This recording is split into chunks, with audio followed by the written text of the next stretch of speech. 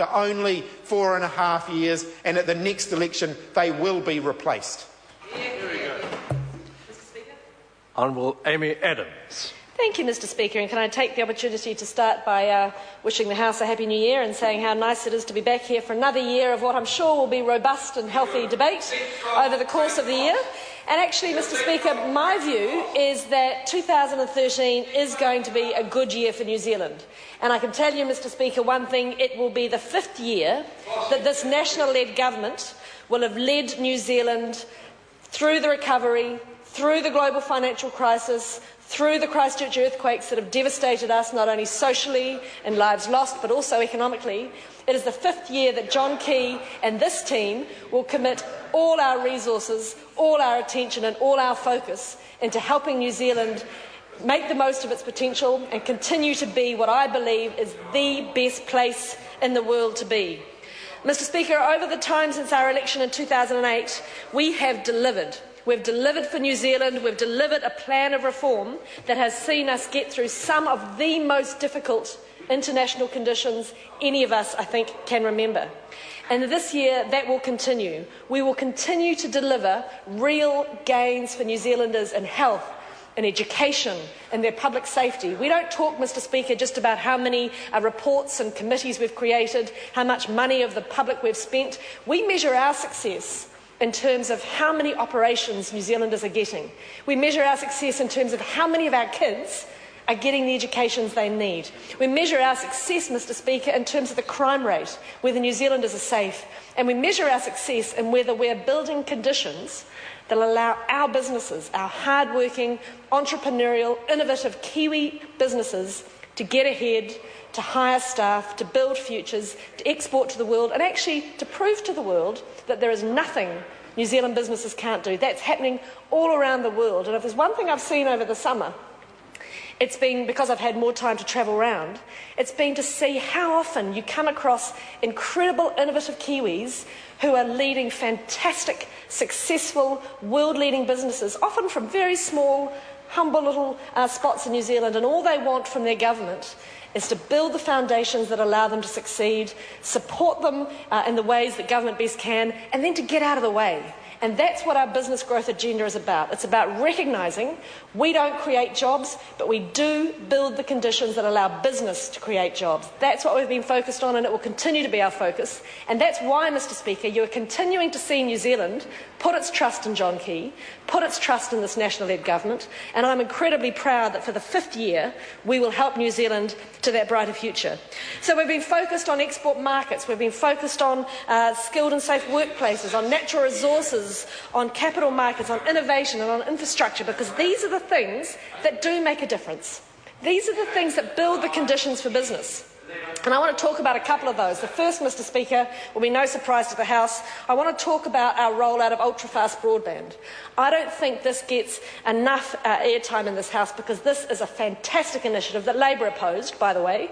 This is a $3 billion infrastructure project that is happening right now that has created more than 2,000 jobs in the build alone, and that is ensuring New Zealand kids, New Zealand businesses, all New Zealand citizens will not only have access to high-speed broadband, they will have access to the markets, the customers, the services, the resources of anywhere in the world. It doesn't matter if you're at a small school on the west coast of the South Island, if you're in a remote community on the east coast of the North Island, you can compete, you can learn, you can access resources. And by the June of this year, 300,000 homes and businesses will be connected to ultra-fast broadband, have the ability to connect, 1,300 schools, 30 hospitals, plus another 100,000 rural homes in that very important rural community will have access to faster broadband. Mr Speaker, the ICT sector, which ultra-fast broadband particularly supports, of course, it's a $20 billion sector. $20 billion, it employs 40,000 Kiwis, $5 billion a year in export. This is the sort of project that they need to remain competitive in the world, and this is the government that's providing it. We're very proud to do it, we're committed to it, and I'm very proud to be the minister in charge of it.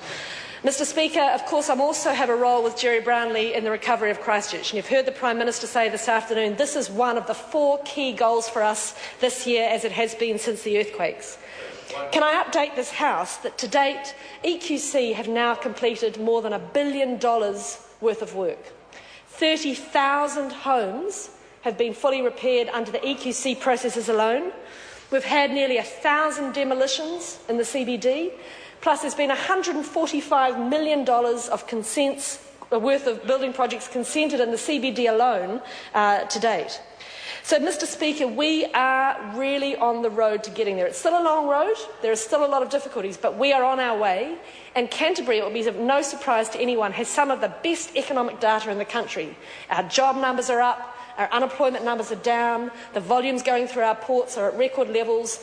We are flying, Mr. Speaker. Canterbury is the place to be, and this government is right behind it every step of the way. Mr. Speaker, can I talk for a moment about water? Water is, to my mind, our most valuable natural resource. It is one of the things that sets New Zealand apart economically and also in our very important Kiwi way of life. Water is at the forefront of my program in the environment for 2013. We are going to continue our focus on clean-ups of polluted sites. To date, we have spent more than $101 million in the 4 years we've completed in office, and that will continue. Mr. Speaker, that is more than 4 times what was spent in the last 4 years of the Labour Green government. We're very proud of that work, and it will continue.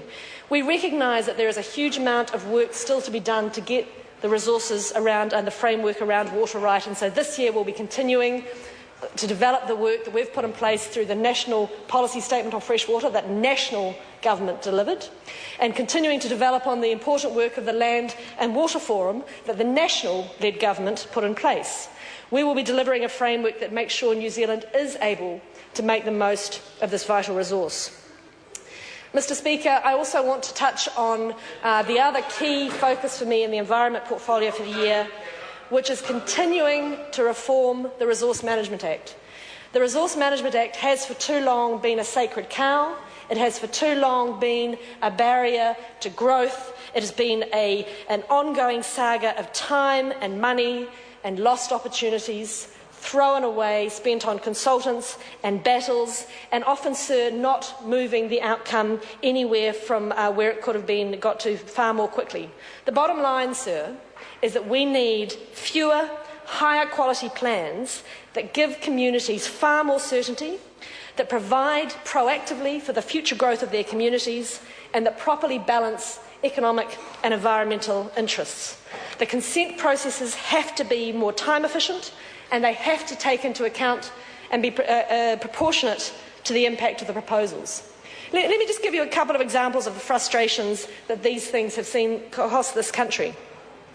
Mr. Speaker, many members of this House will remember the Project Hayes wind farm proposal of Meridian. Now, I'm not focusing on whether it was a good proposal or not. I just want to look at the process. That was a $2 billion project, and by the time, after 3 years that it was eventually refused by the Environment Court, nearly $9 million had been spent to get it to that point. And that would have just been the applicant. Many hundreds of thousands more, I'm sure, in community and submitter costs. The Environment Court made a specific point in its judgment of criticising the fact that if it weren't for the inconsistent, inaccurate and uncertain plans of the local authority, much of that cost could have been avoided. We cannot continue to put communities and applicants through that sort of hurdles because the plans are not up to scratch, they're not clear-cut, they're not consistent. We have to make better choices than that. Mr. Speaker, there is a plan change in Auckland at the moment seeking to provide for another 250 residential units. We all know how short housing is in Auckland. 250 residential units. That plan change went in more than 4 years ago now, and it's still waiting to become operative. So there we have a process trying to get 250 more housing units into the central parts of Auckland. 4 years on, it's still not operative. These sorts of processes, these sorts of delays cannot continue. They help no one, and they will be something we'll be tackling this year. Thank you, Mr. Speaker. Holly Walker.